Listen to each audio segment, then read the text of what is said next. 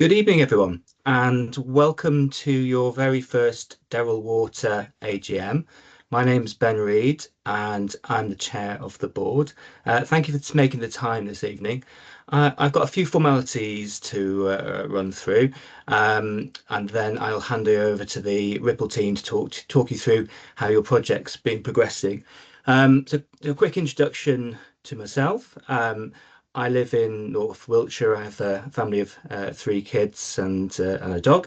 I'm an avid energy enthusiast in my personal life, and I also work in the industry. So for the last few years, I've worked for an organisation called Cornwall Insight, who are an independent, industry trusted market analyst and consultancy. We do everything from collate policy and regulations in the energy market to forecast. And if you've picked up a newspaper recently and read an article on energy, it'll almost certainly refer to data. So enough about me. It's been a really great honour to represent you in this exciting project.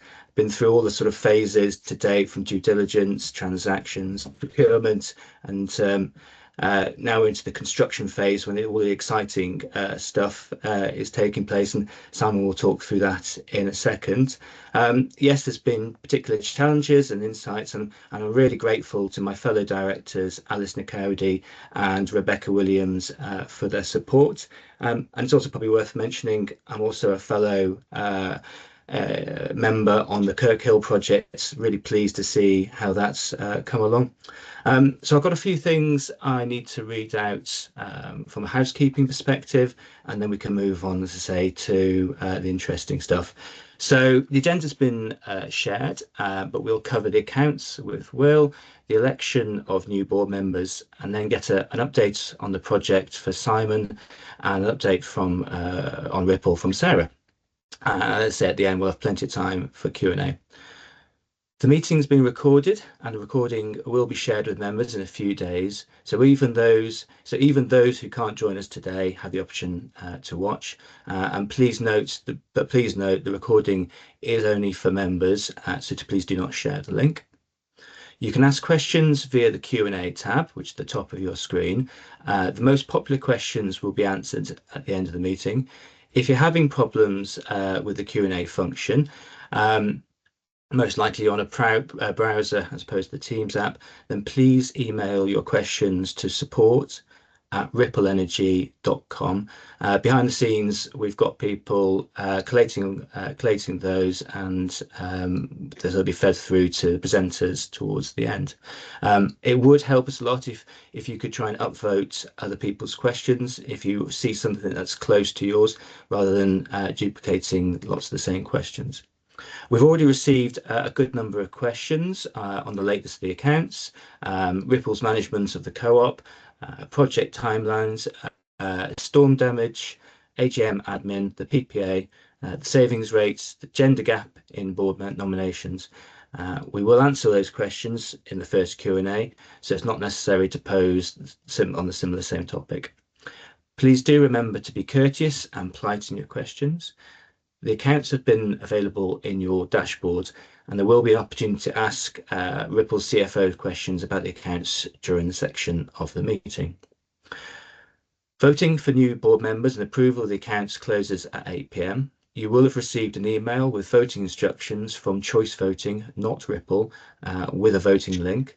If not already voted, it's worth finding an opening email from Choice Voting now so it's ready. If we conclude the accounts items before the closing at 8 p.m, we'll carry on with the agenda and let you know the results of the accounts approvals and whether existing directors have been voted back on once the vote has closed. So with that, I will now hand over to Will to go through the accounts and look forward to catching up with you again in a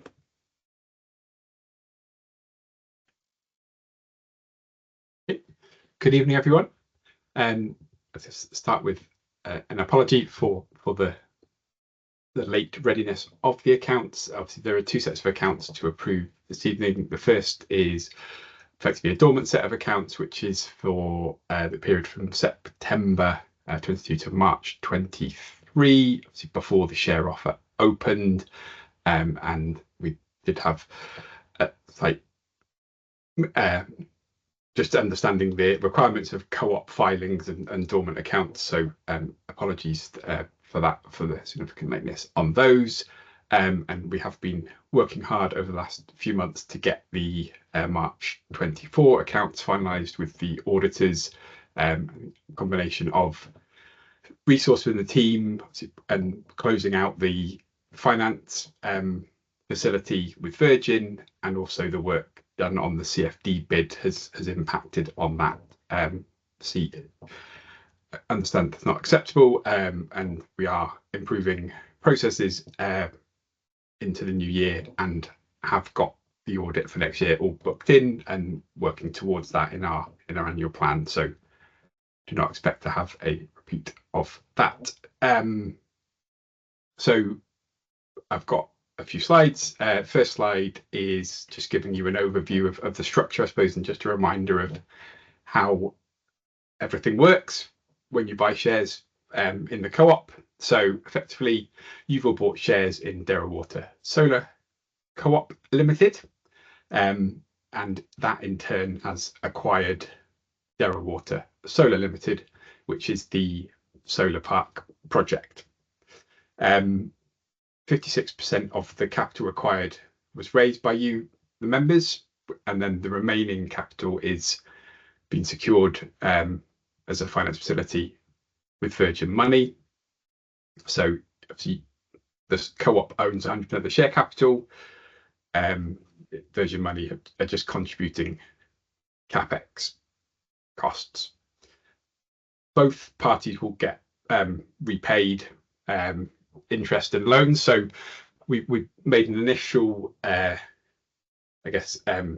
payment for the development rights, and then additional spend since then is being funded via a loan between the co-op and the SPV. When you start to savings on your bill, effectively those savings are accounted for as repayment of that loan back to the co-op, and then in the same way, obviously the bank also earns interest, or is repaid interest and capital as well. So a portion of their power will be used to pay back that facility, and then the remainder will go back to you. Once the facility is paid off, obviously there will be additional power, which would then increase the savings available to you. On an annual basis, we will determine the expected operational costs of the solar park, and then the difference between that and the price we're able to achieve with the relevant suppliers is effectively your savings rate, and that's what's credited on your bill. So moving on to the group income and expenditure. So these accounts are consolidated, so they incorporate the results of the co-op as well as the underlying solar park company.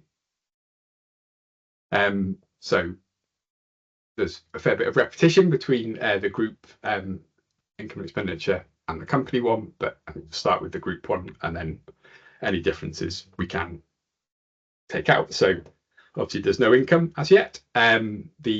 In terms of the costs that have been incurred by the group, so that says computer expenses. In reality, that is the Xero accountancy platform fees, which are paid each month. Then we've got consultancy fees in terms of our the sort of technical advisor work that was done initially as a co-op. I guess it's been invoiced to the co-op rather than into the SPV. But that does appear in the company one as well, and then that hasn't been capitalized as a cost that's included in the asset value. The overall accountancy fees for the year, so that includes the audit as well as the accounts preparation. It's slightly higher in the first year just because it's first year works, as there is a bit more to be done, so that would be expected to be a bit lower next year. Then we've got insurance, so that's the directors and officers insurance, and then there's legal costs again that are invoiced to the co-op, so haven't been capitalized, which I'll touch on a little bit when we get to the balance sheet. And then there's an amortization charge, which is in relation to the carrying value of the investment into the solar park. So that's, without getting too technical, effectively it's the valuation of the investment itself has been, I guess, written down considering kind of useful life as well as expected return on that investment. So it doesn't mean that there's an impact on your savings or anything like that. It's purely to do with the way that the kind of discounted cash flows against the actual investment will flow back. I touched on previously, the your savings are driven by the difference between the operating costs and the revenue that's earned on your share of the wind farm. That is, and then that's repaid via the loans. So the majority of your return effectively comes back via the loan and interest. And so it's just a nuance of the amount of the investment at the outset. So hopefully that's helps to explain. So moving on to the group balance sheet. So that's the so the, in terms of the kind of initial equity value, so in tangible assets, that's the valuation of the investment into the solar park, and then the 4.5 million is the amount spent as at March 24 on the development. So that's the kind of ongoing development costs that have been incurred up to that point. And then in terms of the members' fees, so the 6.4 million, so that's monies that Ripple are holding on behalf of the co-op, which are then used to pay for the ongoing development expenditure, which have been spent since March 24, and then we have the bank facility in place now, which is paying for the rest of the development costs until completion. So other debtors, so they are property related deposits. So we have a requirement to hold money on behalf of sort of have money set aside for the landowners, as well as the monies were required for the local council whilst some works were going on the roads. So they're effectively, that's cash kind of held elsewhere that is kind of still assets of the company. It's just not in kind of readily available cash today. Then VAT, so that's VAT on the costs that are incurred. So that's now been reclaimed. It's just as at March 23. So it's broadly 20% of the assets, the 4.5 million that's been spent. So effectively, there's obviously VAT on those charges, which was reclaimed after March 31st. So that's now been received, and then there are a small amount of prepayments in relation to some grid works. So trade creditors, so that's effectively the invoices that have been received by the solar park, not yet paid. They would have been paid soon after March 31st, but as at that point, they were the invoices that were outstanding. And then Ripple had paid for some costs on behalf of the project, which is the 357,000. And then there's the accountancy fees, which are kind of accrued, and the difference being that an invoice hasn't been raised at that point, so it's not a trade creditor, it's an accrual, but the liability has been incurred. And then effectively we've then got the profit and loss account is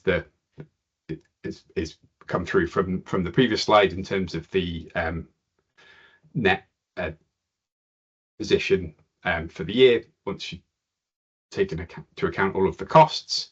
And then the 22.3 million is the capital that you as members contributed.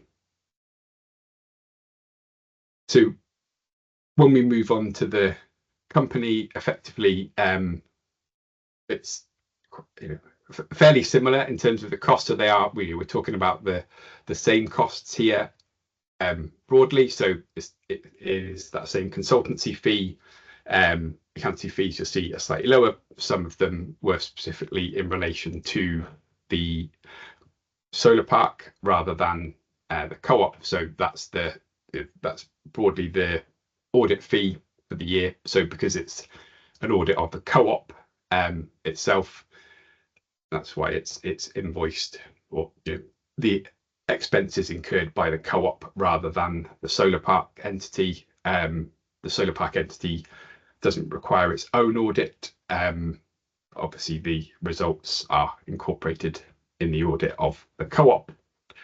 The insurance is the same in terms of the directors and officers insurance, and there's only, I guess, the accountancy system costs within the co-op, because it's a much smaller, there's not as many transactions, they're smaller for the co-op than they are for the SPV. And then there's legal fees invoiced to the co-op that haven't been capitalized in the solar park company.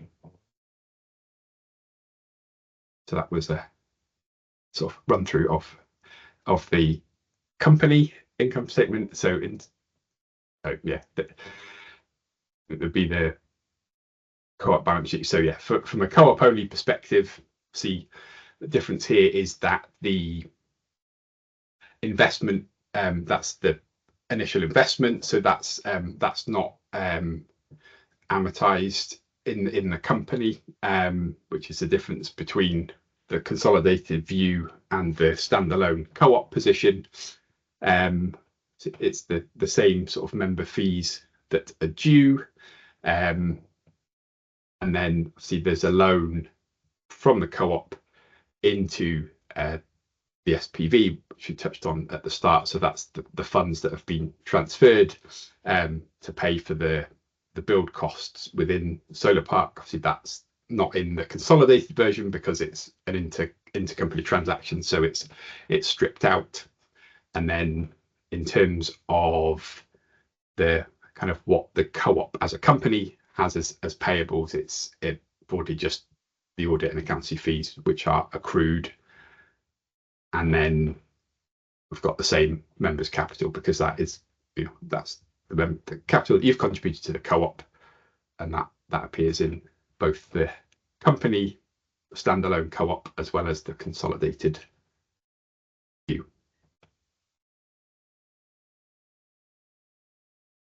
So I'm assuming there's some questions. Thank you, Will. Yes, we have had some questions in advance, which I'll put to you while you're on the hot seat there. I think you've addressed the background to the lateness of the accounts. I'm just wanting to check there's nothing else that you want to say about that in terms of mitigation going forwards to make sure it's on a more efficient basis, as we would all like. Yeah, I'd say we've had grown the team by one this year, so we've got an additional pair of hands. I think and just making sure that it's clear to everyone when the audit is booked for, when the filing date is, and we expect to kind of pencil in AGM dates much earlier as well, so that it's very clear as to what we're working towards. But yeah, it's definitely something that we won't won't repeat. Thank you. And there's a sort of associated question in terms of awareness of the co-op board of the status of the accounts. And I recognise that in the board minutes that is not always reported on in the minutes. We cover cover an awful lot of things in the meetings, but there's a standing item in the monthly reports as to the status of the accounts and the next due date. So there's been fairly good awareness by the co-op board and pressure on Ripple to get the accounts sorted in accordance with the timescales that are needed. Is there anything else on that, Will? No, I think that's the status. I think it's very much see people may be aware we had, I guess we're using the same firm of auditors as we had on another co-op which had also got behind, so it's been a case of being able to get everything up to date, which we are very close to having done now. And yeah, it's certainly. Thank you. And so the 2024 accounts are not, they're an unaudited draft, and yet we're asking the members to vote for their approval. How can this be, Will? So I guess we're asking for approval on the basis that a clean audit report is received, and that there are no kind of changes to the results. The audit work is all complete. The accounts are prepared by that same firm of accountants.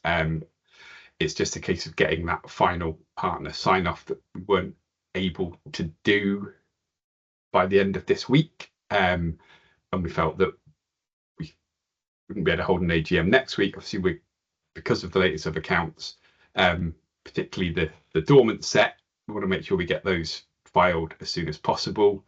And so rather than sort of having an AGM to approve effectively a blank set of accounts, which is what that first 6 months is, and then having another AGM in January, felt that we would seek approval on that basis. Obviously, if they're not approved, we would need to have another AGM. So members aren't obliged to approve. We just felt that it would be sensible to at least try to do that, given that we didn't have the final sign off, but all of the audit work has been complete. It's not, no issues have been identified. There's not expected, it's expected to have a clean audit report. We're not, so we would expect those accounts to be identical, other than the audit report being inserted for submission. Thank you. There was a question about the role of Derril Water Solar Limited, which we may have referred to as the SPV. So you did flag this up in your slides, but I suppose it's quite useful to just sort of confirm to people that this structure is very, very normal for something like a solar project. The SPV holding the assets of the project, so the lease agreements, the connection agreements, the construction agreements, all of that lot in a company in its own right, and then the co-op is a shareholder of that SPV, being Derril Water Solar Limited. But is there anything else sort of from an accounting perspective that lends weight to that approach? Yeah, quite possibly. I mean, I think it's very. I mean, it's the same as our first two projects. That structure, I think it is very common for that to be the case. Obviously it enables a variety of ways of financing those projects. It means you can have different shareholders much more easily if everything was sat within the co-op. Obviously that would limit that ability to just the co-op, and then there are certain rules around for co-ops, particularly in terms of money it can borrow, money it can lend. So obviously by having it in a specific entity, you can make sure that there isn't that kind of restriction. And yeah, I think it is very common that it, and I guess, yeah, and people don't always like acronyms, so yeah, SPV is special purpose vehicle, but it is literally because it has been set up purely to be a solar park asset, and that's what it does. It doesn't have employees, because it is just there as that sort of generating unit. That's right, and that was the company that the co-op bought from RES. So it already had some of the assets, so the property agreements and the grid connection offer, and so on. So yes, it's sort of contained in one package, isn't it? Yes.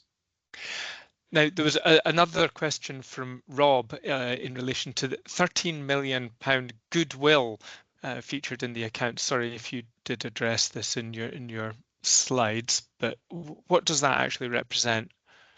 Yes, so that represents the equity that's been put in to the solar park. So it's effectively the valuation of that kind of investment into the solar park, and then the other line in the balance sheet was fixed assets. So that's the kind of specific development costs that have been incurred since construction began. Thank you. So it is an accounting term, but it's effectively the investment and the valuation of that. Yeah. And next question in relation to wattage payments. So us at Ripple, we're very familiar with expressing things in watts, and hence the wattage payments. But the question is, isn't there a better term to describe payments that co-op members make? I mean, possibly. I mean, that is what co-op members' invoices say. I think they do say, if you look at your dashboard, you have a wattage amount and then an arrangement fee in terms of the amount of money that you've paid to own your share in the solar park. So it's, I guess, I mean,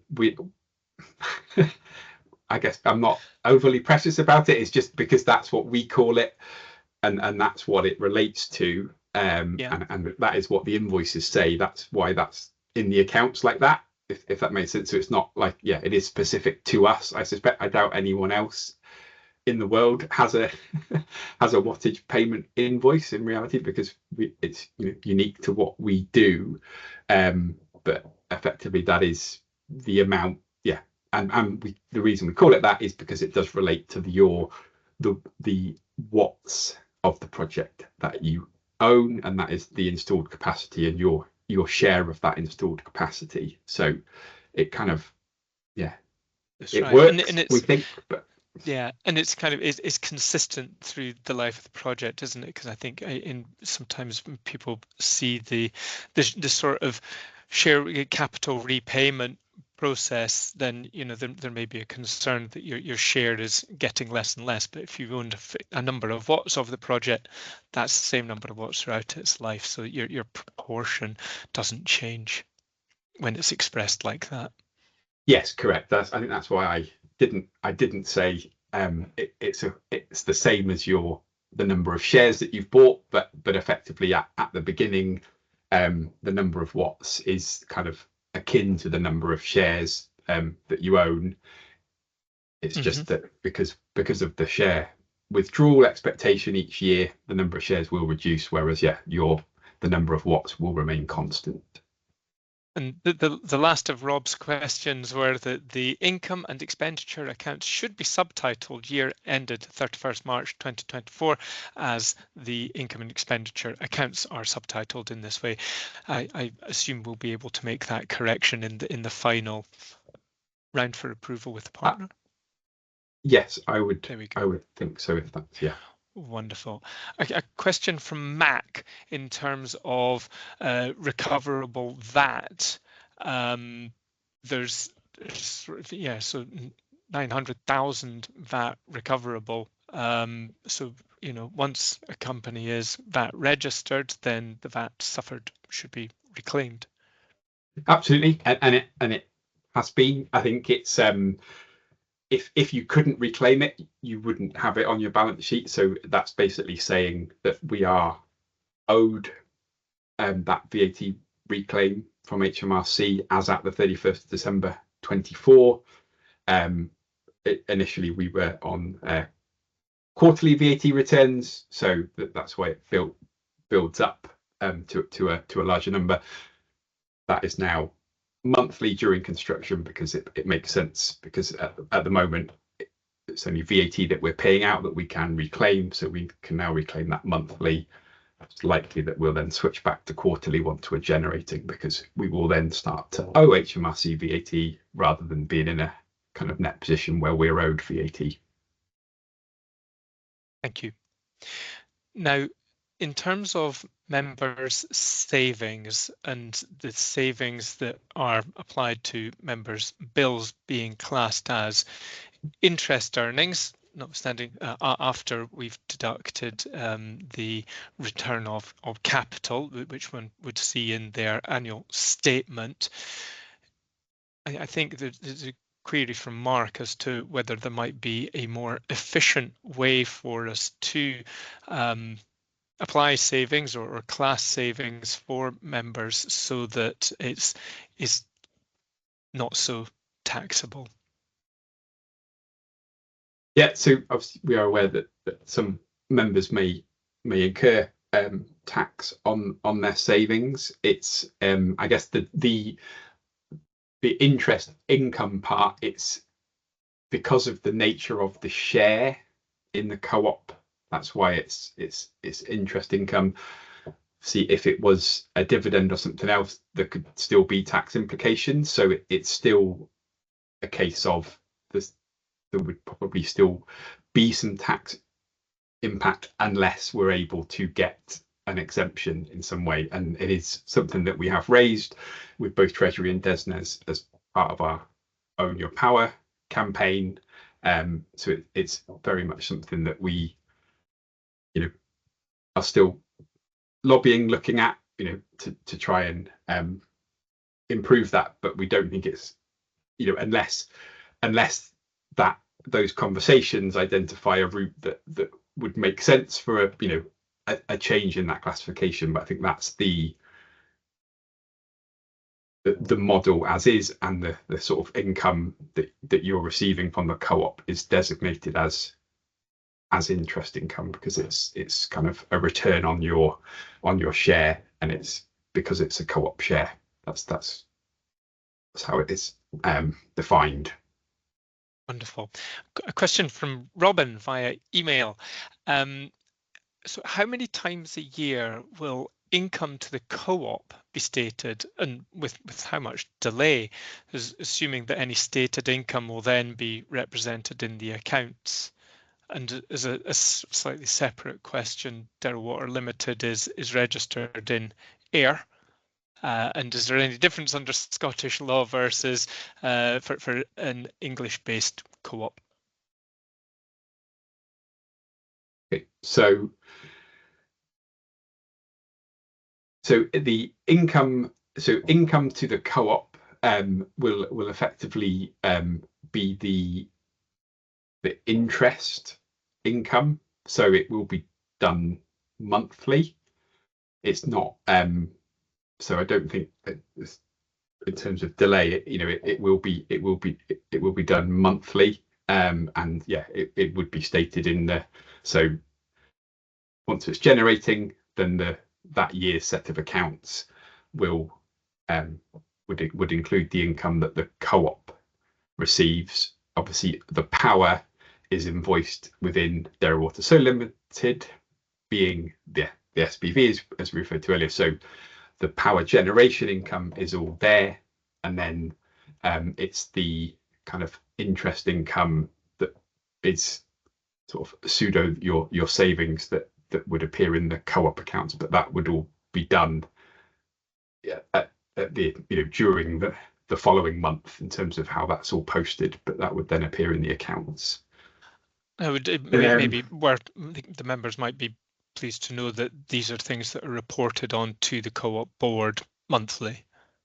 Yes. And in terms of Scotland and England, so for a co-op, there isn't a distinction. So if a co-op is, when a co-op is set up, it can be in England, Wales, or Scotland. I think that's the distinction between that and a limited company. So a limited company that's incorporated in Scotland cannot then have a registered address in England or Wales, and then likewise. So that's why we have some of the SPVs. So Derril Water Solar Limited or Merrick Wind Farm Limited. If they were incorporated in England originally, we don't then have a registered office in Ayr for those, but for the co-ops we can, because there isn't that restriction. Okay. And as co-op members, would they be able to get access to the SPV accounts once they're approved, or just have to wait until they're appearing on Companies House? That's a good question. That's not one that been asked before. So yeah, I think generally we would submit them once they're final. So you would better get them on Companies House. I can't see it, and I suppose sometimes, depending on the size of the balance sheet at that time, we may only file kind of abbreviated accounts at Companies House, so they wouldn't then be the full accounts. I don't see any reason why we couldn't make them available on dashboards, so happy to do that. I think we probably wouldn't if they're identical to the ones on Companies House, but if we do have abbreviated accounts filed, happy that we could share the full accounts on members' dashboards. Yeah, and I think once one files accounts on Companies House, they pop up quite quickly. Is that right? Yeah, Companies House. It's yeah. It's the FCA. There's a significant delay.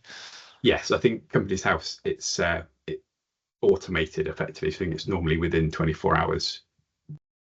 Yeah, and so how can an asset that's not been completed in construction already being depreciated? Is this just a normal accounting approach?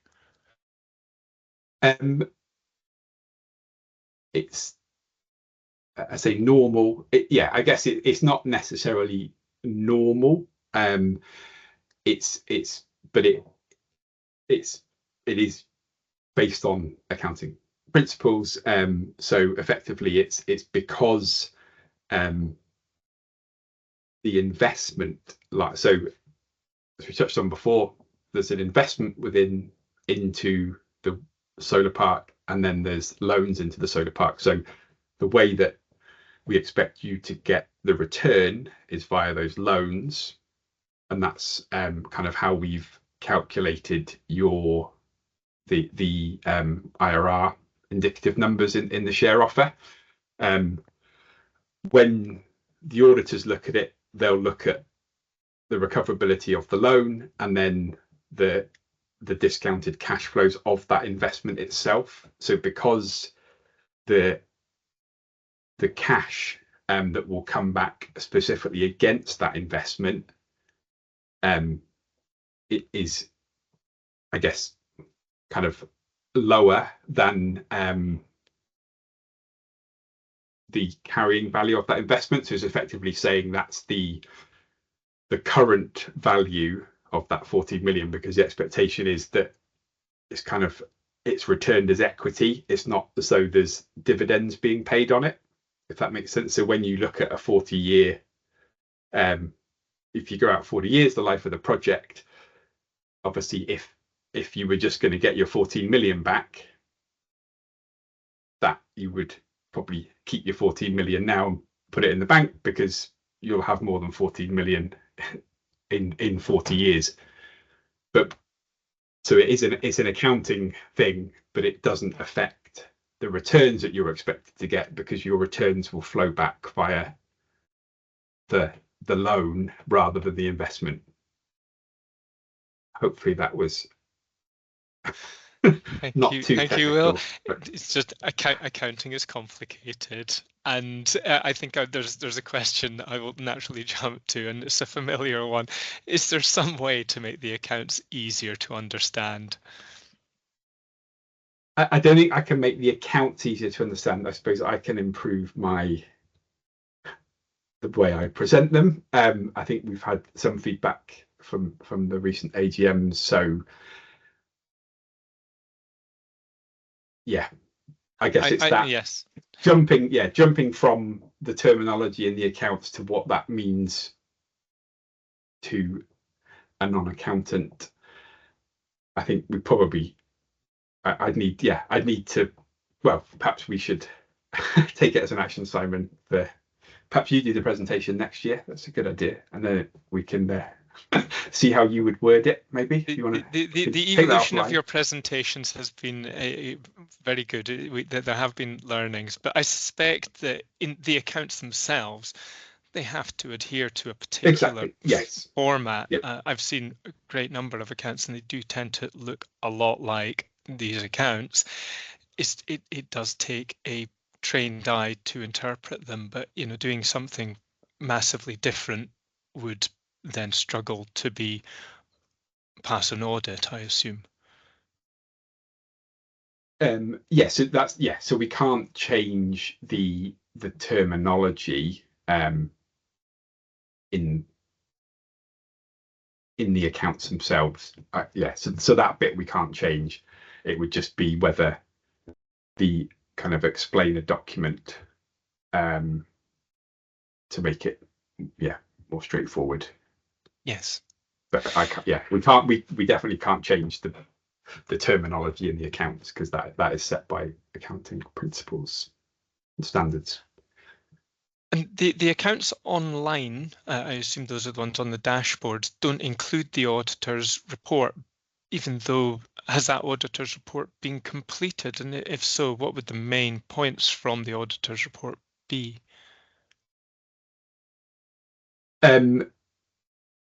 So the audit work is complete. There isn't the formal report within the accounts, just because it hasn't had that partner sign off. So in it, the report itself, it is purely around setting out their responsibilities as auditors, under which guidelines they've audited. It doesn't kind of give, I guess, coming back to the previous question around making them easier to understand. It is very technical, the audit report, and effectively that there isn't like a summary. It's kind of under what basis they've been audited, that they have been provided with all the information that's been expected, and that everything is in order. But it's not a case of there aren't any sort of management improvement points or anything like that. So I guess that's the only thing that sometimes you might get in terms of suggest, if there were significant audit differences or concerns, but there isn't anything like that. So, and they don't tend to put that in the audit report anyway. So wonderful, thank you. And just let's keep these brief. Well, can you explain the dormant accounts prior to share offer? Yeah, so they effectively, that's just the period between from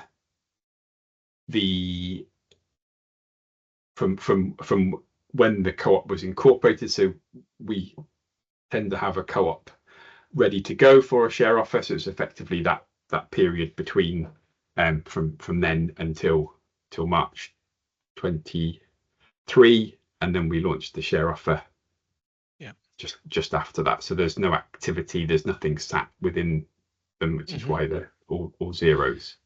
Okay, and Vincent asked, what's the interest rate, the gains from unspent funds from the co-op since first holding, I guess, the funds in the account?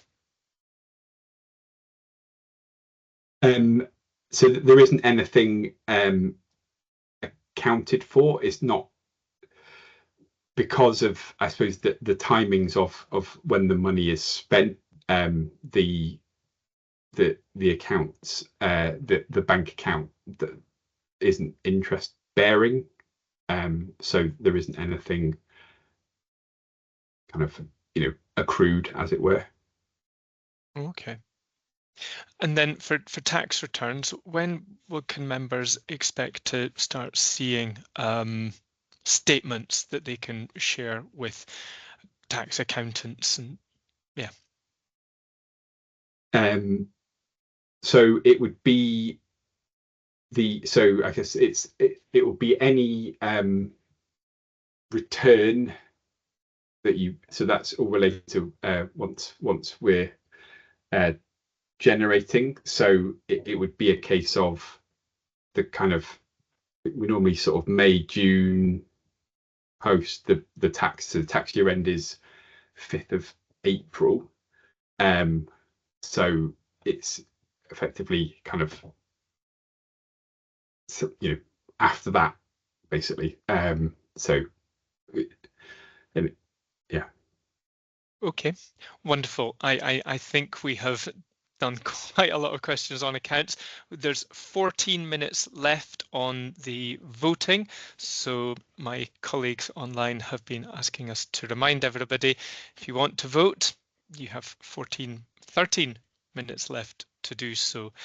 Seeing as it's not hit 8 o'clock yet, Ben, should we move to the Shall we next move on section? to your section? Thanks, Simon. By all means, thank you. Sarah, do you want to bring up some slides?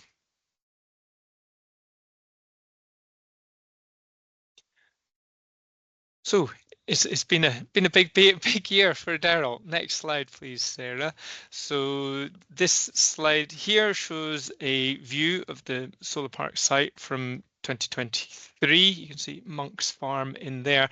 If you can see the field with the sort of various white stripes in it, that was an area where surveys were being done at that time, so trial trenching for archaeology to help determine the extent of the hidden cultural heritage there below ground, so the archaeology there, which then inputted into the construction environmental management plan, and which took account of the archaeological remains there.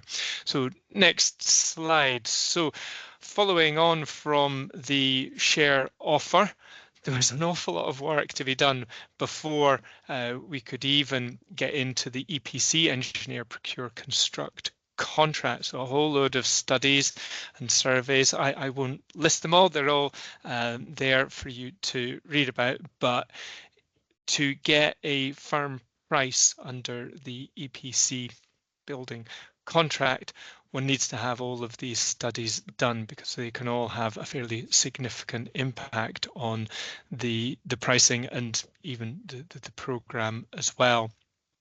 So once we selected Ethical Power, so they're based down in the southwest there, in Exeter, good local firm with an awful lot of experience of design and construction of solar projects. So we needed to contract them to do these studies before we could then get the firm price for the construction. Once all of that lot had been done, we were able to go into construction phase itself. On next slide, the first lot of works, of which prior to starting on site, we needed to do roadworks and construct the site entrances. This was to ensure that all the delivery vehicles and management thereof could be accommodated within the road structures. So there was 7 passing places and 4 different site entrances to take access onto the site. As part of that, we needed to do a road safety audit to ensure that the passing places would be adequate for the expected volumes of deliveries and existing road users in the local area. We then needed to go through design and approval with Devon County Council. They reviewed and approved the designs. We then needed to put bonds in place to cover these works, and that was a Section 278 agreement. So once that was in place, that enabled us to start those roadworks properly, ensuring that all the right sort of roadworks approaches had been adhered to. In tandem with that, on the next slide here, you can see the DNO, so that will be National Grid Electricity Distribution, so previously called WPD, Western Power Distribution in the area. We'll often refer to them as the DNO, so Distribution Network Operator, the grid company that one has to deal with. So they were able to start their works under their own statutory undertaker rights prior to in tandem with the roadworks that we were doing. So they were able to make some trenches and install ducts and cables so that lot was ready in good time. Here we're referring to the Pieworthy BSP, so that is the bulk supply point. Bulk supply point is a substation where the voltage steps down from 132 kV to 33 kV. So in England, that is all distribution network kind of level. You might be more familiar with a GSP, so that would be a grid supply point, but that's where it steps down from transmission to 275 kV. So that would be all transmission assets. You don't need to know this, I'm just telling you for interest. You can see on the next slide here, we started with the fencing and access tracks. So this is the first lot of works that were needed to be done to gain access to the whole site. So all of this was absolutely in line with the planning permission and environmental management plans. Once those had been done, or in tandem as well, you needed to have the site compounds being constructed or set out. We used some, you can see in the left slide there, some temporary matting who'd gone down there. Pros and cons of that, sort of quite quick to install, but yeah, we found that in some areas it was sort of lifting up. So in some places we replaced that with stone instead. But there you could see the offices and welfare units and space for vehicles and machinery, and of course deliveries, so all the panels and inverters and so on that needed to be delivered to site. So once we had the compounds constructed, we could start the deliveries. Thank you, Sarah. So these were all subject to the long lead. A lot of these were long lead items, some of which we procured while still under the early works agreement with Ethical. So prior to entering into the whole EPC contract, we said, well, look, we definitely want to make sure that these long lead items are ordered in good time. So a number of things were ordered early to really try and push the program as far as we could, whilst still taking a sort of reasonable position on risk, as it were, to make sure that things could happen as quickly as reasonably possible. So a lot of equipment to be delivered, and then next slide, we could start putting it all together. So the great big Meccano set that is the mounting tables there you see on the left. So often we refer to those as the structures. And those are what hold the solar panels themselves, sort of each one installed. And you saw our update regarding the golden table against which all the other panels should be installed, the golden standard.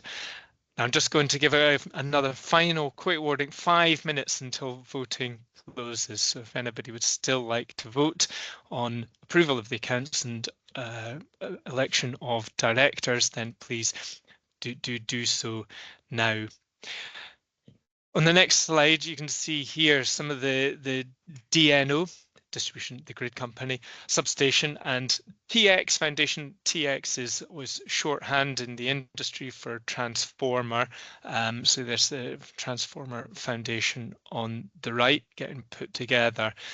So for the DNO building there, or enclosure building, that is a key item on the program. Now, that has been a very significant challenge in terms of resources for design in particular.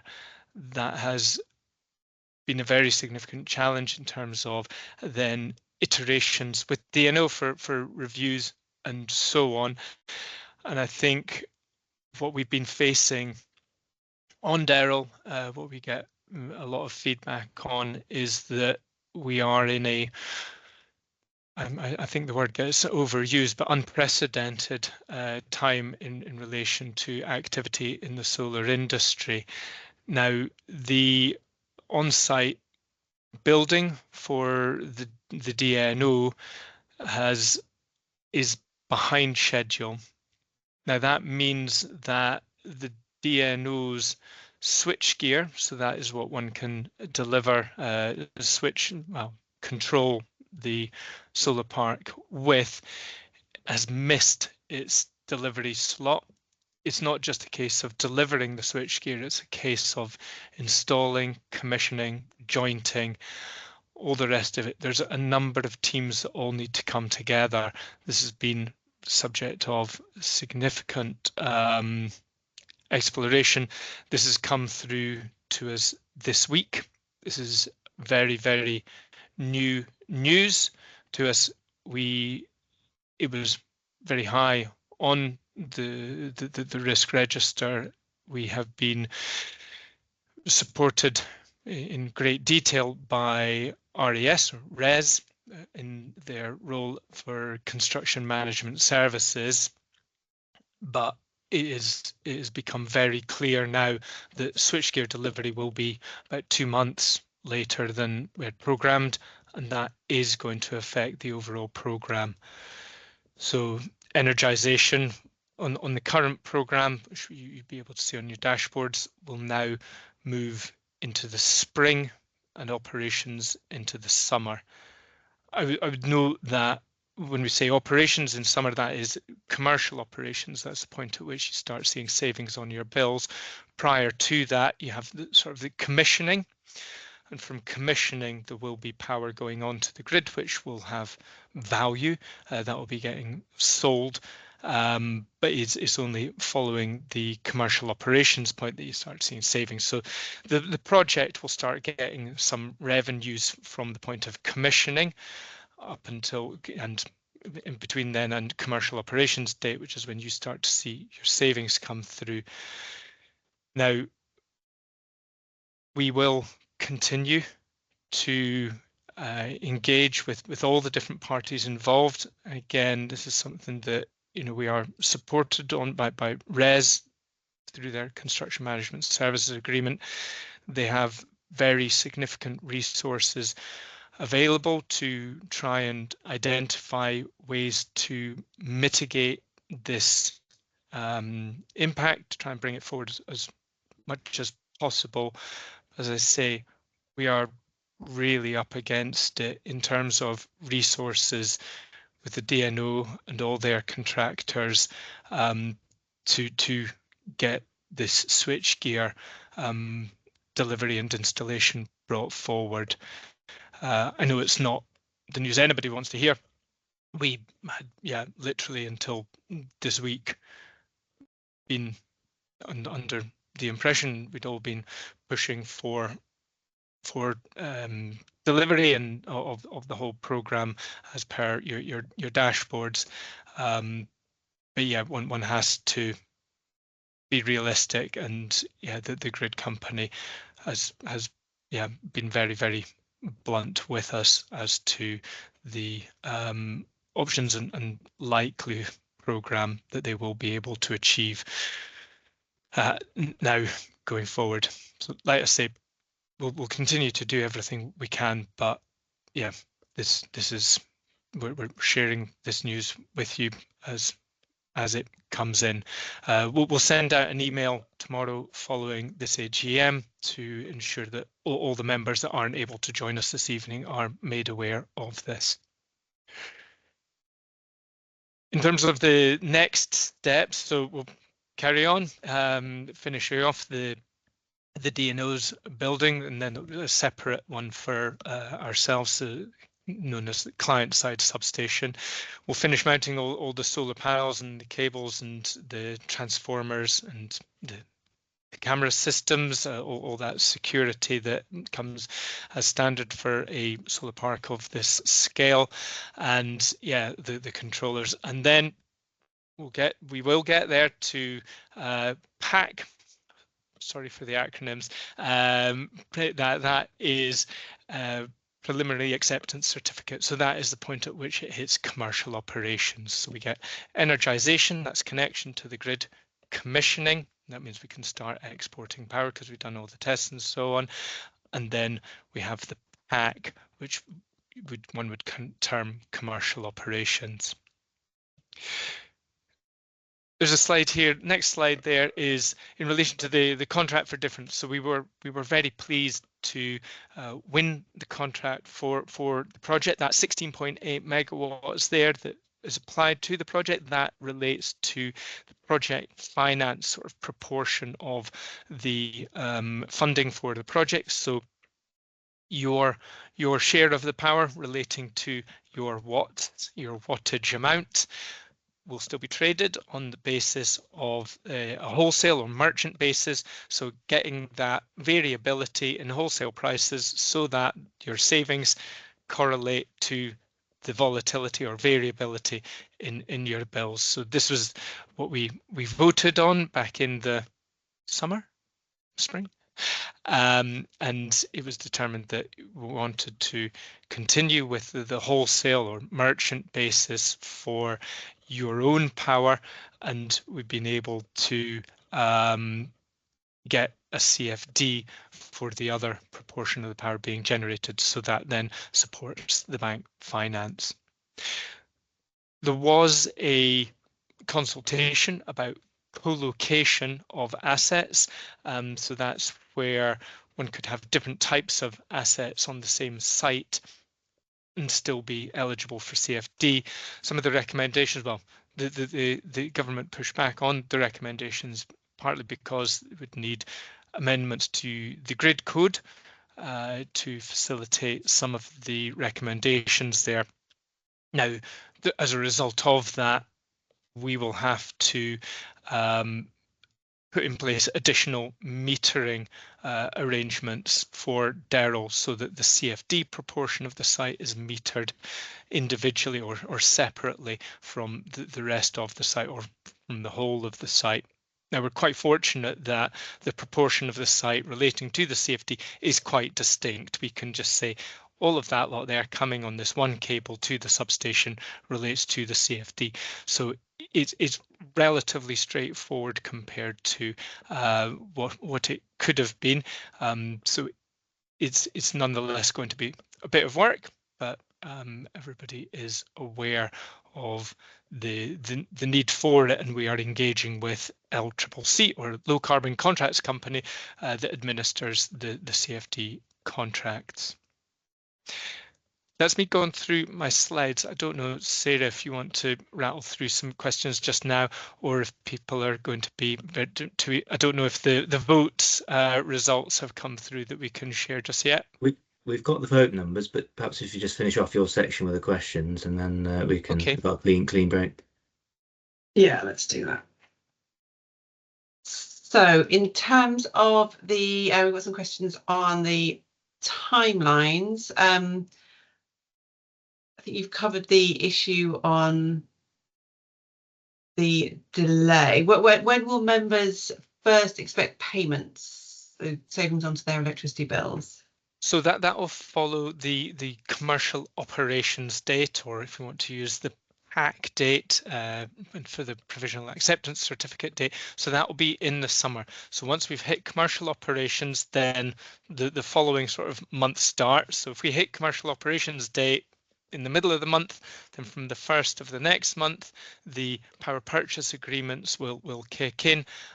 And then once those revenues have been realised through that trading arrangement under those PPAs, then the savings will come through on members' bills. Fabulous. And then a question, who's responsible for delays, and will there be any financial penalties that benefit Derril members, and what mitigations might be taken to improve this? In terms of delays, there's quite a lot of elements to go through with the various contracts. I wouldn't want to jeopardize our position under any contract that might be available to us, but there are a number of approaches that are being considered to help mitigate, financially mitigate the impact of delays. So yeah, rest assured we are exploring every opportunity available to us to represent the co-op's interests. Fabulous, cool.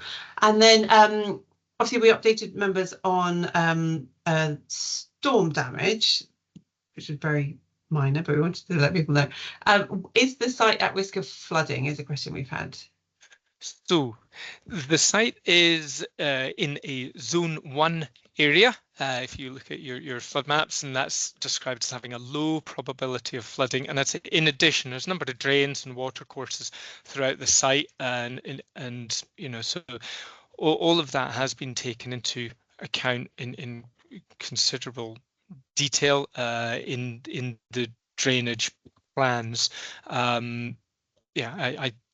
I strongly suspect that if there were some flooding in localized areas, it's not going to do any harm to the panels, as they're all up off the ground and all designed for the British climate. And then and going back to the storm, so is there are Derril members protected from storm risk, or particularly the storm that we've just had a couple of weeks ago? Yeah, so there's insurance in place, and will be in place during the operational phase. So things like storm damage is exactly what insurance is designed to cover. And the storm DARA impacts, well, the site's still under construction, so that is very much with the EPC contractor. And I would add that there is an investigation, independent investigation, that will be carried out on the limited areas that were impacted to check whether there was anything in the design and or manufacture of any of the elements there that was substandard. But yeah, as you say, it was a very limited number of panels that were affected. We've seen images online of other solar parks that were far more significantly affected. So I wouldn't. I was about to speculate. I won't speculate on what the report will come back with. But yeah, given the limited extent of the damage, I would like to hope that it is all as it should be. And what about the famous golden table design? Do we need to look at that again to check how it weathered the storm? It's an excellent question. Given that, so unless any of the damaged tables/panels were installed contrary to the golden table, then I would anticipate that the assessor would look at the golden table to decide if there is a sort of fundamental issue in the design itself, and the components used in as a whole across the whole site, or whether it was something about the installation of the panels that were specifically damaged. However, given that the panels in the area of damage was very specifically located to the most exposed part of the site, one would think that it's most likely just been down to getting the brunt of the weather. So then, as I say, it will come down to, is there something inherently wrong with the design and or components used? Fabulous. And then will there be sheep or goat grazing to manage vegetation growth on the site? That is the expectation. Well, yes, that is the plan. Goats, ass, I think sheep.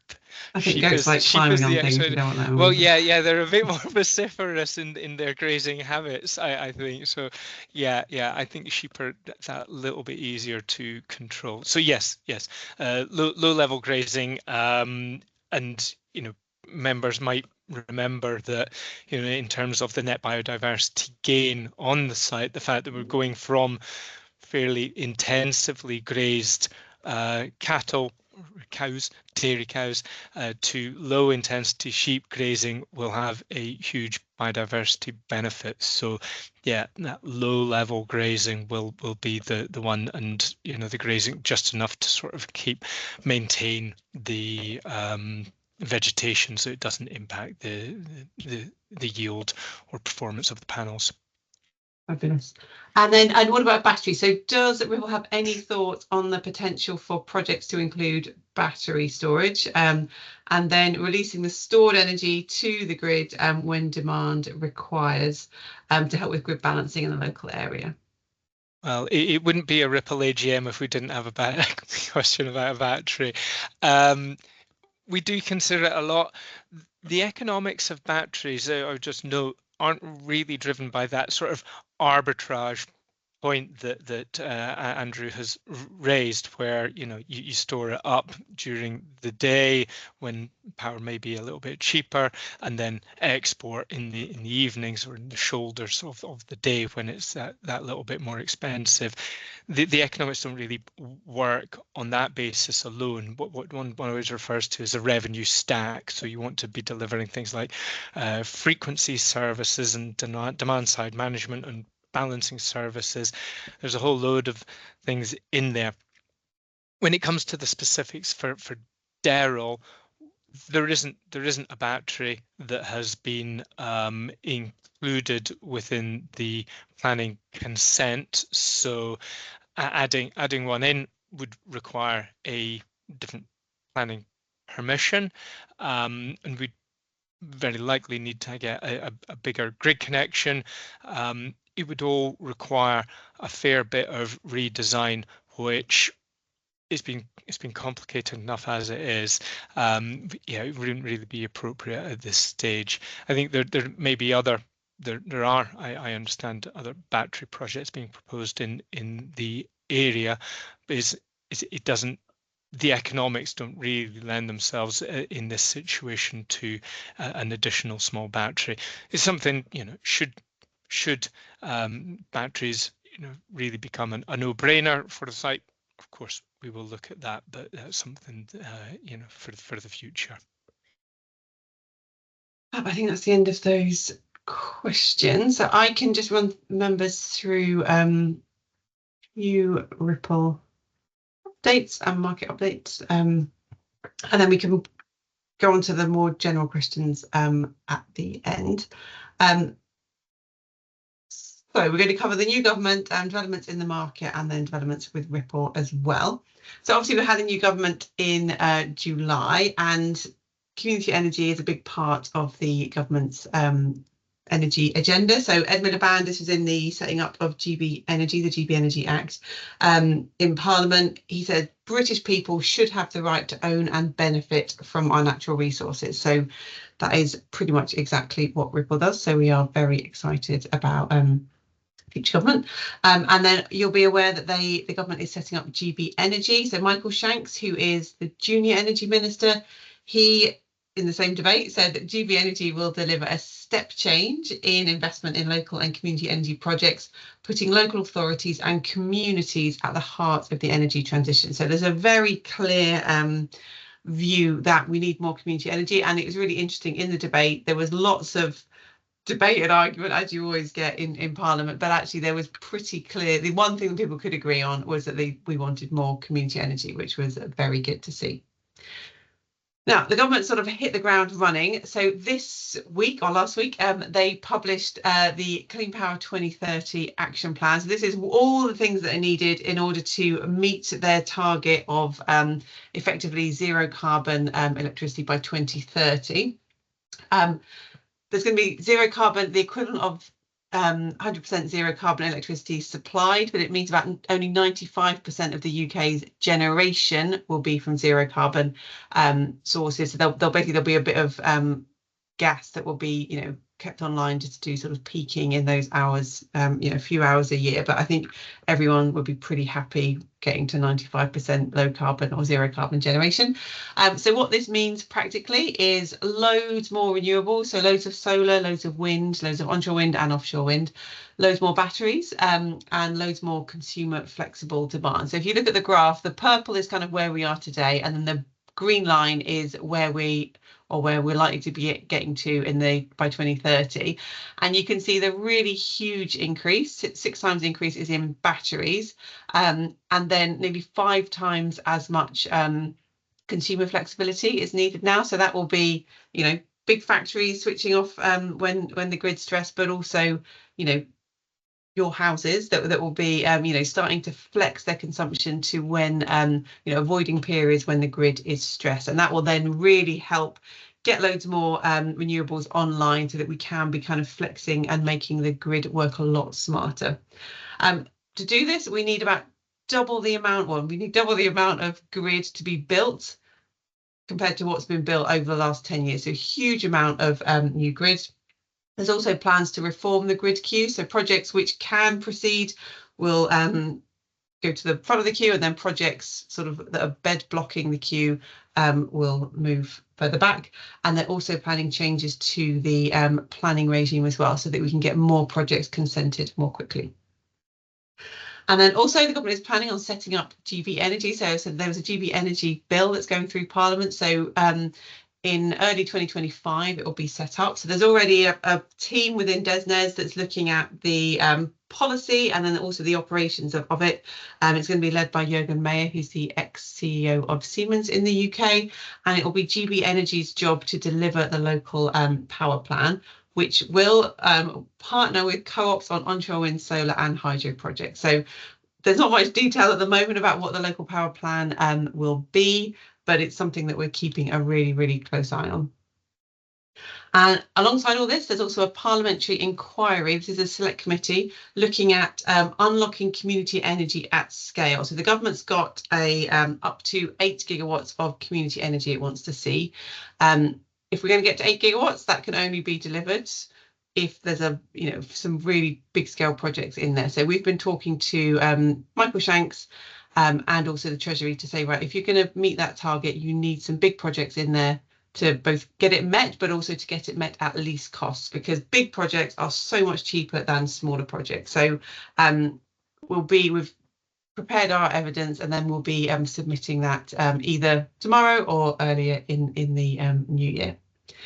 And then alongside all this, we've had our Own Your Power campaign. So the 3 things we've been asking for is exemption from energy levies for self-owned power, no tax on savings, we've covered that already today, and then also low-cost loans for people on lower income. So this could be how GB Energy could enable, a really wide range of right across the income distribution level to be able to own their own source of clean power. So yeah, there's a lot of work still to be done, but it's really, really clear that community energy is a key part of the new government's energy policy. So we are in close discussions with them, which is very, very exciting. And then also alongside this, so you've got that's the energy side. So also the Law Commission is looking at amending or completely reforming the law on co-ops. So this is the Cooperatives and Community Benefit Societies Act. It kind of redefines what a co-op is, and it sort of modernises them. So there are quite a few arcane rules around co-op. So it seeks to refine that, and also sort of when defining a co-op, at the moment a co-op is kind of what the FCA thinks is a co-op, which it's fine for us, but with other co-ops, it can be quite difficult to get authorised by the FCA.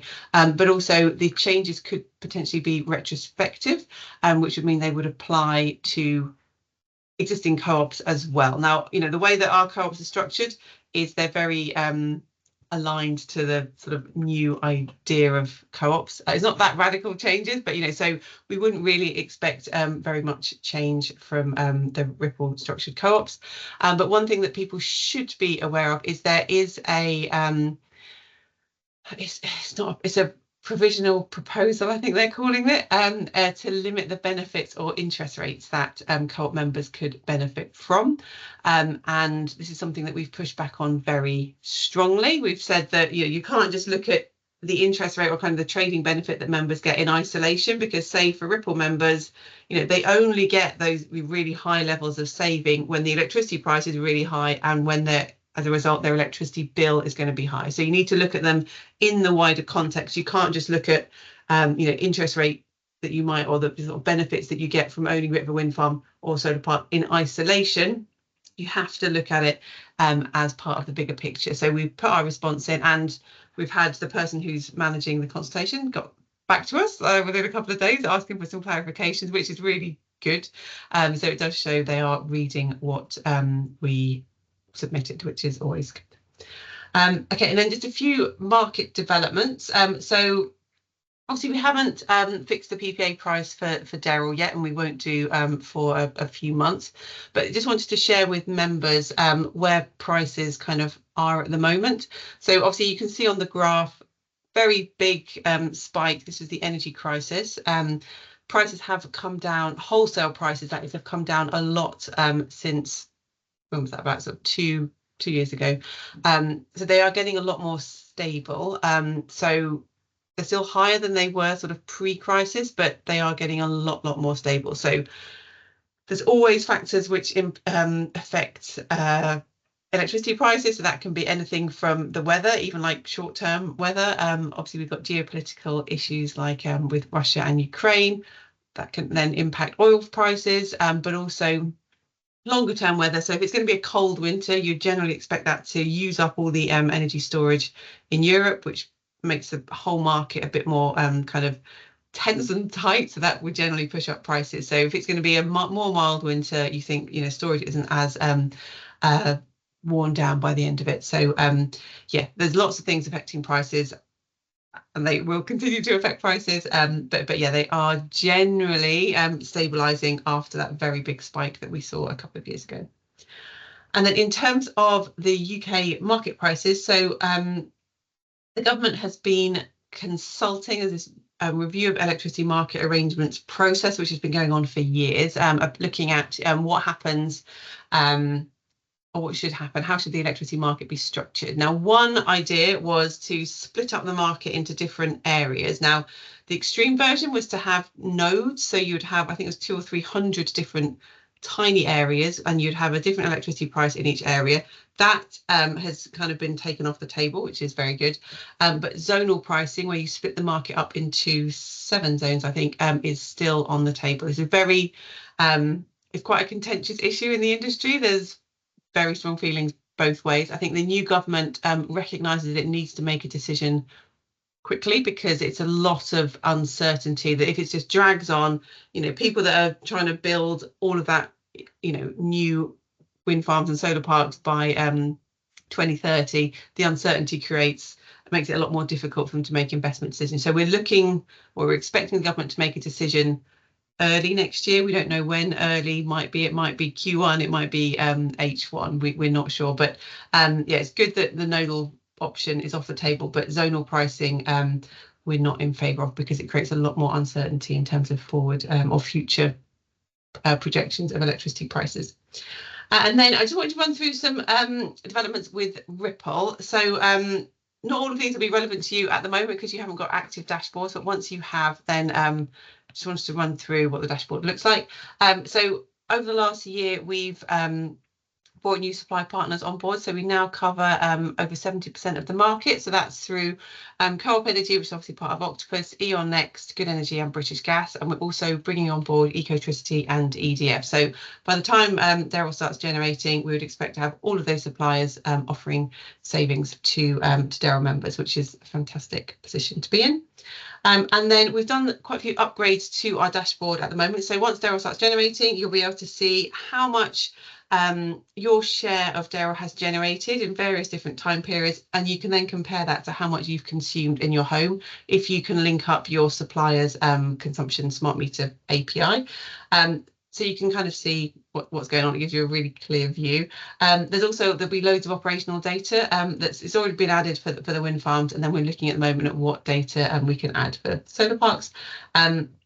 And this is my favourite graph. So this is one where you can see how much you've consumed versus how much you've used, and then you get your kind of net position. So you can see, have I consumed more than I've used this day or this hour? And you can just get a feel of, okay, it's windy and I'm not using much power, or I'm using a lot of power. So it just gives you a really good insight into your position in the electricity market. You can also see the kind of grid intensity more generally, and if you're really super keen, you can set up a daily reminder, so you get told when is going to be the best hour or periods of the day to be using electricity or avoiding using electricity as well. There's also the Ripple community, so there's about 14,000 members on the Ripple community. Like any online forum, it's moderated when needed. We are also updating the guidelines, and we're also bringing in new ways to deal with vexatious members. We haven't got very many, but when we have, we do need to be able to deal with them. But yeah, the Ripple community is a very vibrant place. And then we'll also be getting a new blog page. It's going to be coming as well, so you'll be able to find all the blogs that we've done. It's a lot more user-friendly, a lot more easy to search for things, and there'll be a kind of the Derril monthly updates will all be added to one page, so they'll all be in one place for you. And yeah, just other things that have been happening this year. So Greyfather, our first wind farm, is in its 3rd year of operation, and that's been going absolutely fantastically. And Kirkhill, it's taking a bit longer. So Kirkhill was our 18.8 megawatt wind farm that started generating in the spring.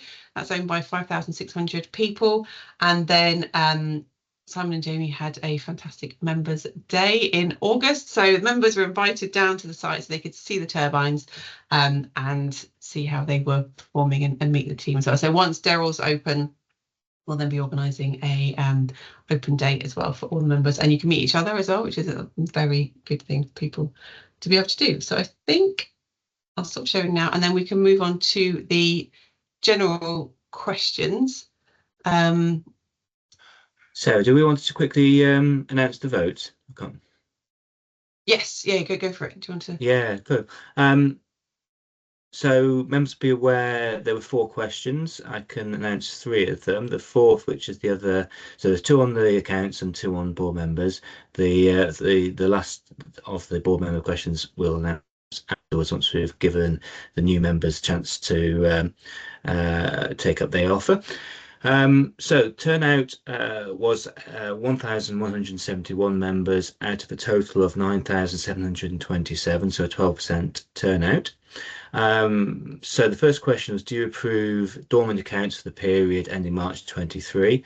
And the answer was a resounding yes, 926, 80%, no, 23, abstain 206, total number of votes cast 1,155. Secondly, do you provisionally approve accounts ending March 24 pending final audit report? And again, yes, 922, 80%, no, 25, abstain to 10, total votes cast 1,157. And then finally, for what that's now, it's do you vote to elect the existing 3 board members, myself, Alice Nicardi and Rebecca Williams?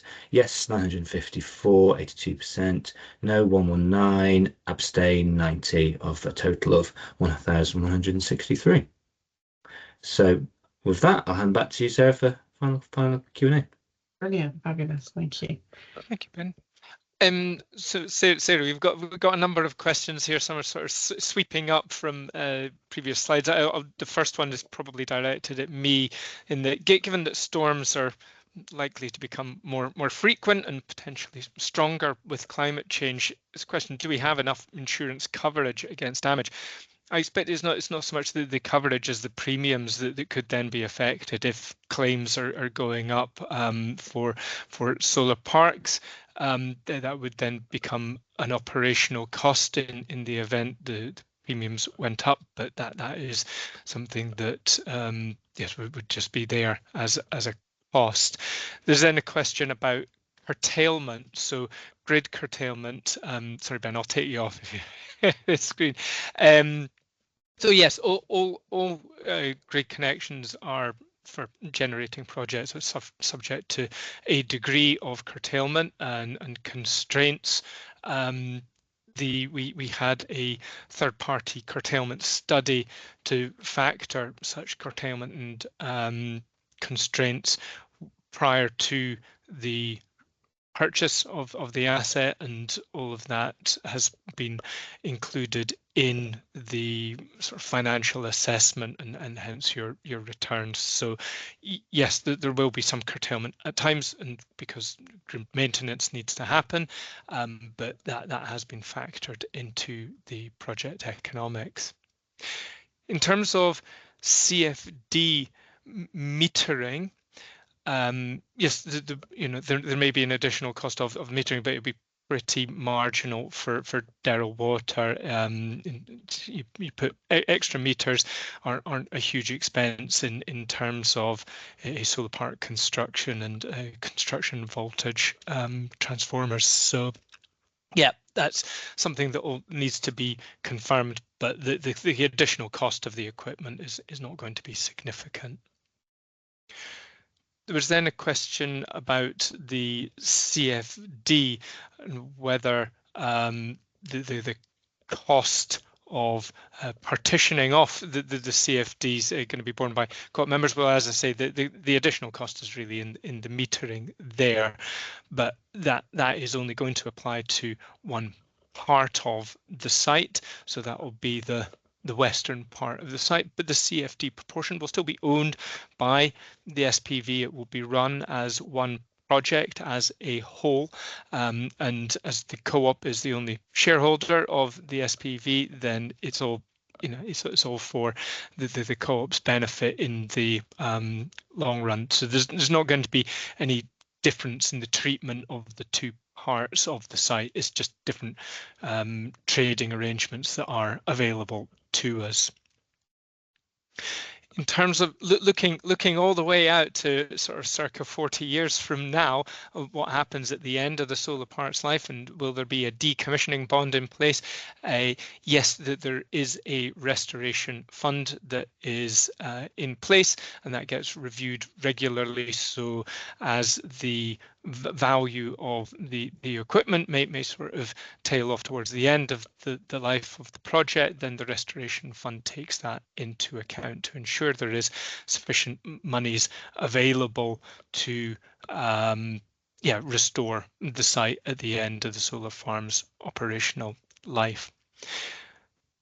The operation of the turbines, the solar park, under the operation maintenance agreement does include regular cleaning of the panels, and if we felt that operation of the panels would benefit from additional cleaning, then that is certainly something that we would look at. So again, we're supported by RES, and in the first couple of years that's Ethical Power, so that are responsible for that. Now, Sarah, a more general question for you perhaps, in relation to share withdrawal, and the point that we made that share withdrawal doesn't affect members' wattage, but where do those shares go when they're withdrawn? So it's more the repayment of the share capital. So this is another reason why we call it a wattage payment, because your number of watts that you own does not change. What happens is the value of those watts declines over time. So 1,000 watts of solar that's been operating for 10 years is worth less than brand spanking new solar panels. So we digress the value of the watts every year. So I think for Derril it's 3% a year, and that just reflects the fact that, like I said, older projects or older panels are worth less than the newer ones. So you don't own less of the wind farm, your watts stay exactly the same. It's just the value of those watts declines over time. Thank you. And from the same individual, there was a question about, you know, the project finance, and once that's been paid off, there's a suggestion that will the SPV, so the project company, will that then also own that proportion of the project? So I think it's, you know, So an easy one to address there. Yeah. So yeah, well, I mean, it means the co-op will own the entire, well, the co-op and the SPV will own the entire project. So, you know, if roughly half of it's covered by project finance, then once it's the project finance is covered or repaid, then yeah, the co-op will be getting all of the power rather than half of it going to repay the bank finance facility.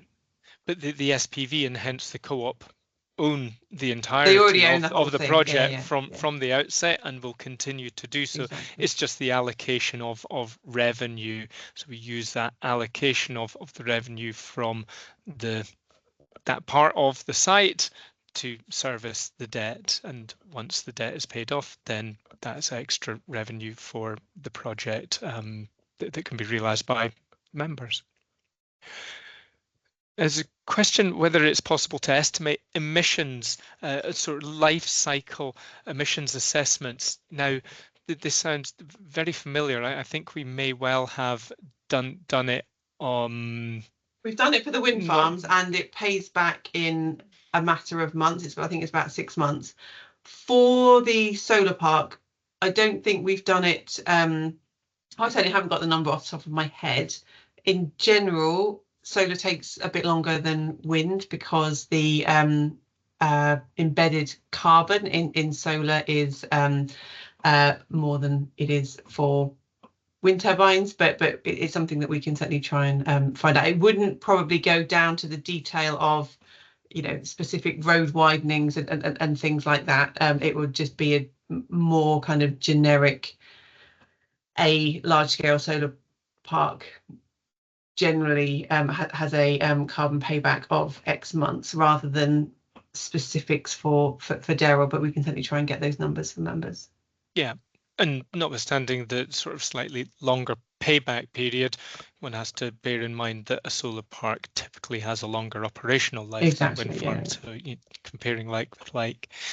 In terms of delays on the construction program, and there's a question here whether that might mean a worse savings rate, because the savings rate may well be set in the summer rather than the winter. I think it's important to note that, you know, when one agrees a price under the power purchase agreement, it will be for a whole year, and so it's not a case of the off-taker, so Octopus and so on, just looking at the pricing that pertains then. They consider what it will be, you know, going ahead for the whole year. So one could look at the forward prices. There's websites out there and see how the forward price changes over the course of the year. And it's not a case that prices, the forward prices dip significantly in the summer months, because they do consider the whole year. So hence, you know, when we set a price in April, you've got the summer ahead of you, but April prices are a very common time to agree prices. We also had another question I can't quite see there, but in relation to the timings of agreeing prices. So what we'll typically do is a few months prior to the start of the pricing period, we will start to track in earnest what's happening to forward prices, and we will then report to the co-op boards what we see happening, and we will get authority from the board to agree a price so long as the price is above the bottom level that they have allowed us, and then we can agree the price on the same day that it's issued to us. So the process that we normally get is we ask for a price from the PPA offtaker, Octopus, British Gas, etc. But we only ever have till 3 p.m. that day, so we need to have been authorised in advance to be able to accept it, rather than have to go round to all the co-op boards seeking approval for the specific price. So long as we agree a price that is above the price that we've been given authority to approve at, then we can go ahead and do that. So, and by agreeing the prices sort of only a few months prior to the pricing period, that ensures that the price agreed is kind of reflective of what the members might be seeing on their bills at that time. It'd be quite good if we could get final questions coming through. I can see that the numbers are starting to drop off a little bit. So yeah, maybe people are finding that they've had most of the answers that they want. Yeah, so we'll try and sort of start wrapping up a little bit. But Sarah, will members have an opportunity to give their views on zonal pricing? I mean, they're able to give views on zonal pricing to various government consultations. I mean, we've been following it quite closely, so I'm not sure. I mean, members are welcome to email in and share their thoughts on zonal pricing with us. Wonderful.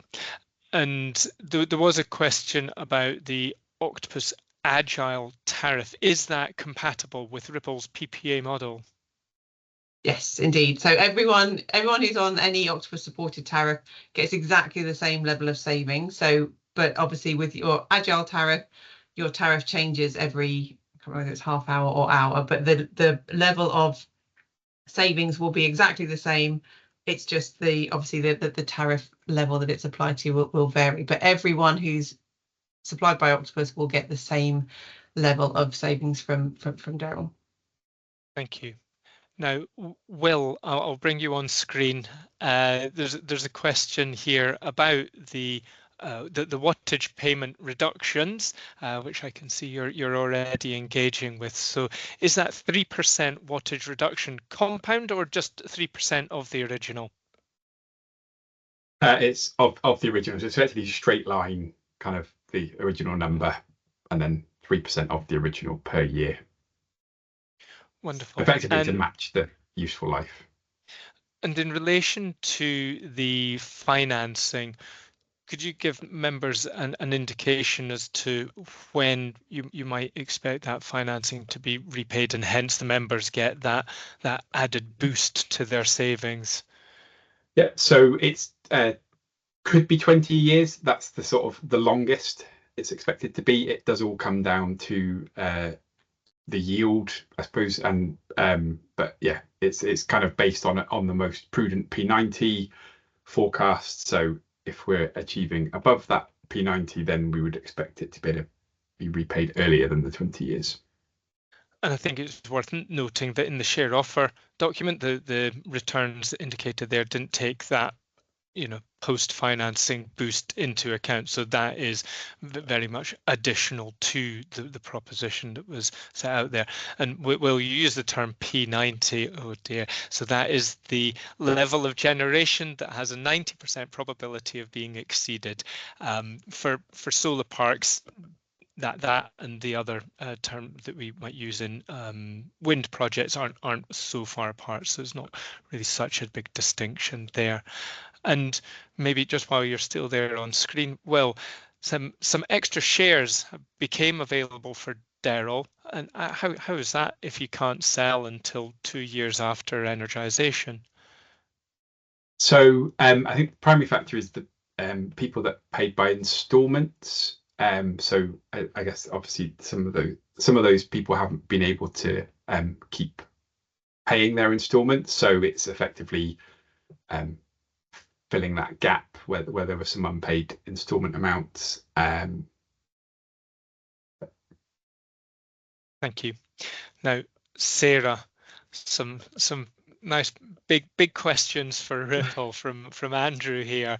Now, so reflecting on the year as a whole, do you feel that Ripple's been too ambitious and we've struggled to cope with everything? And how's 2025 shaping up? And what experiences, lessons learned will feed into our plans for 2025? I think you can never be too ambitious, but I think we have learned a lot this year, and all of that learning will obviously be fed into our plans for next year. But yeah, we totally acknowledge that there are some things that haven't gone as we would have wanted them to, but our absolute priority is working with members and with the board to continually improve on what we do, and to make sure that we can deliver absolutely the best service that we can to members.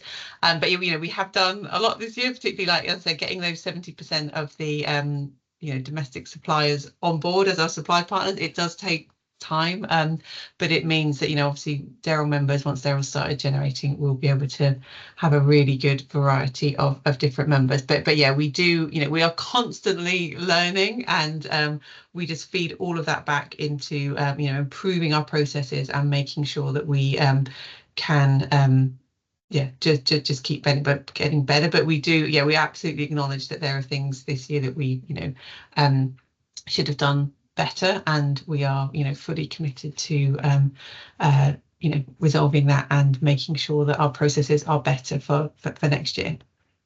Yeah. And do you think that in future, perhaps to appeal to different candidate co-op members, have we reflected on the timescales from launching a project share offer to the point at which members might start to see savings on their bills? And are there ways that we might be able to take a different approach to change that period somehow? Yeah, so we obviously we review and reflect on projects all the time. There's also a lot of projects that obviously never make it to share offer stage. But we try and temper people's expectations as much as we can when we're doing share offers. But it's always really hard to kind of anticipate. These are really complex projects, and so it's difficult to kind of anticipate exactly where delays might emerge from. But we build in a lot of contingency along the way. I mean, one thing we have looked at is operational projects, and I think after Kirkhill, we surveyed members on what their views would be on instead of it being a project that has to be built before you can get savings, you go straight in once it started operating, or even potentially very late on in construction. So this would then reduce potentially to nothing the amount of time that it would take between members buying shares and getting savings off their electricity bill. So when we surveyed members, it was about 50-50, 51-49, I think, who were, obviously if you build a new project, you've got all the additionality, that you've made that project happen, but you've got to wait for it to get built, versus you buy a bit of an existing project, you haven't been the ones to make that project happen, but hooray, you get savings the next month, kind of thing. So it is a really it's kind of a fine line, but we are looking at a whole load of different projects at various stages of development and operation as well. So yeah, we are, again, we're always looking to reflect on what we've done and see how can we change things in future. But also it's not we're not like completely wedded to, it has to be a project that needs to be built. We are really, really flexible in our approach. Wonderful. And it's like a change of tack here in terms of the AGM admin. Rob's asked, why are we using Microsoft Teams when during the Kirkhill AGM the chair there said it was notoriously dysfunctional? Yeah, I mean, I think it was very frustrating, the problems that we had with Kirkhill AGM. This one, I think we've only had one person who wasn't able to access the meeting. I think it's Microsoft's main platform for large town hall meetings that can host, hundreds of people. So, it's not some tin pot kind of platform. It is one of the world's leading platforms. So it is, I completely share people's frustrations that, it can be difficult to, some people have difficulties logging in. There can be lags on stuff. So we are looking at other alternatives that we can use for next year's AGMs, because, in this day and age, you shouldn't have any problems connecting to a online meeting. It's so it is massively disappointing that the town hall platform hasn't lived up to our expectations. But yeah, we are as part of constant improvement. We are looking at it and other options that we can use next year. And there was a question: how many people are attending this meeting? I saw a peak at 255, and well, I saw 266. I've been writing down periodically how many. So it looks like it was about 266 as the maximum. We're dropping down to 200, so let's press on while we've still got some interest there. Yeah. Community EV charging sites in the future. EV charging is very complicated. I think we need to stick to, let's finesse and do what we do best without complicating things, I think, is the key. Absolutely. There's a question about why 3% degradation per year. I would note is we're not really doing 3% degradation. It's sort of capital withdrawal per year. And the questioner has pointed out that good quality panels only degrade by about 0.5% a year. You're correct. That is the sort of level of performance degradation that is in the model. But Will, is there anything additional you want to say on that point?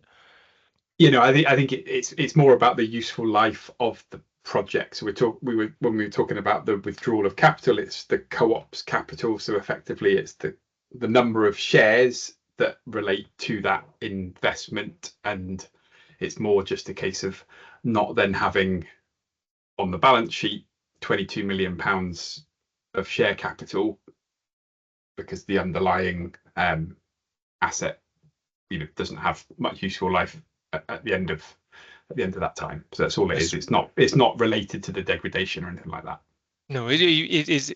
One could point out that at the end of the project's commercial operating life, the panels will still be generating. That they won't have degraded down to zero. In terms of savings rates, there's a query that for at Kirkhill, the question was that the suggestion is that Octopus are paying much lower rates than the other off-takers at Kirkhill, and how can we drive up the Octopus rates? I would point out at Kirkhill, it's actually it's about 0.1 pence kilowatt hour difference between some of the off-takers. I wouldn't say it was significantly different. I think the key is, we want to have lots of competition between our supply partners so that they want to be offering the best prices to the co-op members. So that is the absolute key, is to enable to get as many people into the pool as possible, so that there is real competitive tension, so that they are incentivized to offer the very best prices. But it is, it's.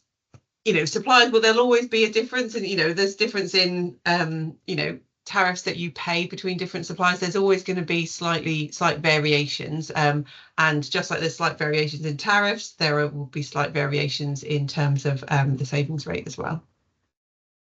Okay, there's a question about the estimated savings that are being presented on Derril dashboards. Now, because in the share offer, it presented different sort of price projections, but on the dashboard it seems to only be giving the one number. Right. I think it's the Ripple. We can check what number it is on the dashboard. But yeah, the low, central, high are the government's electricity price forecasts, or not forecast, projections. And they're the ones that are used in the share offer documents as well. They were recently updated, so we can reflect that as well. And there's a question as to why Derril we've opted for fixed panels rather than panels that would rotate to capture the sun. So yeah, so those would be tracker systems. So it's a lot less common in UK than you might see in places like Spain to use trackers. This is because multi-axis trackers follow the height and direction of the sun. So there's multiple factors for that, but big ones around the weather conditions. So resistance to high winds, for instance, very pertinent at the moment. So a tracking system adds in an element of complexity and additional installation maintenance costs. So I guess short answer is, the economics just don't stack up for it here in the UK, but technologies are always changing. And here on the site, we're using bifacial panels, which are, one wouldn't have considered several years ago, but the technology has advanced significantly that made that the optimal choice. We were very much supported by RES in that sort of design decision on using the benefit of all of their analyses. And has our risk assessment changed since inception of the project? We have a live risk register that the co-op directors have access to, and we report on monthly. The risks are always changing as of course we go through construction, because you get the job done, you address the risks. This is what people do in the matter of course of a construction project. So yeah, very, very much a live document. Thank you for the question, Ian. Sarah, there was quite a significant gender gap in the board candidates. We had 40 new candidates put themselves forward, only one of which was female. Is there anything that we can be doing or should be doing to get a broader representation on the board in terms of gender and other aspects of identity? Yeah, so the current Derril board is 2/3 female, and it's great to see that they've been selected to stand again. So yeah, it was, and the other co-op boards have similarly a pretty mixed, so it's pretty balanced gender mix as well. So it was incredibly surprising to see such a split with only one out of the 40 plus people. But we specifically say in all of our emails about board nominations that we really welcome nominations from underrepresented people, but it's also worth noting, like, the community tends to be very male in terms of who posts on the community, and perhaps that's making kind of women feel less included in report. It's not something that I want to see, and it's definitely we are very aware of it, and it's something that we really want to address. In general, our membership is very male, but again, that's not by design or anything. So it is an issue that we are very aware of, and we try and we do encourage women to put themselves forward for board positions as much as possible. And for other boards, we've sort of contacted people that might have been thinking about it and then decided not to do it. But it is a very important to get a good mix and a good balance across the whole of the of all boards, not just Derril. Wonderful. Well, it's very nearly 9 p.m. and our very capable colleagues who are hidden offline, but like stage crew on a well-oiled production, have let us know that we've gotten to the end of the questions. So thank you, Ripple team in the background there. We'll hand back to Ben. Right, well, good evening, everyone, and thank you for staying with us. I hope you found that a really informative session. I think perhaps I'll finish on the final thoughts from the perspective of the board, and that we have a sort of 100% confidence in the team at Ripple.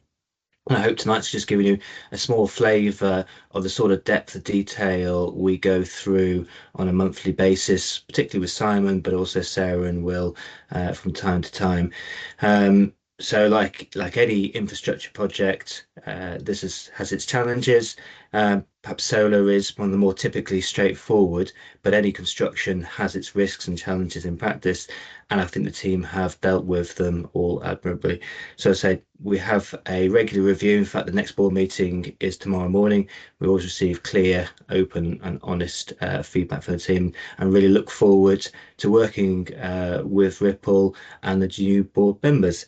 If anyone has any further sort of challenges or questions they want to raise, in the first instance, always use Ripple. They are the co-op's assigned agent. And if you don't get a satisfactory response, please do escalate it. But please be assured you have the board's full confidence. So on that really positive note, I just wanted to say thank you to everyone, and thank you for dialing in and listening into the AGM. We look forward to the next one.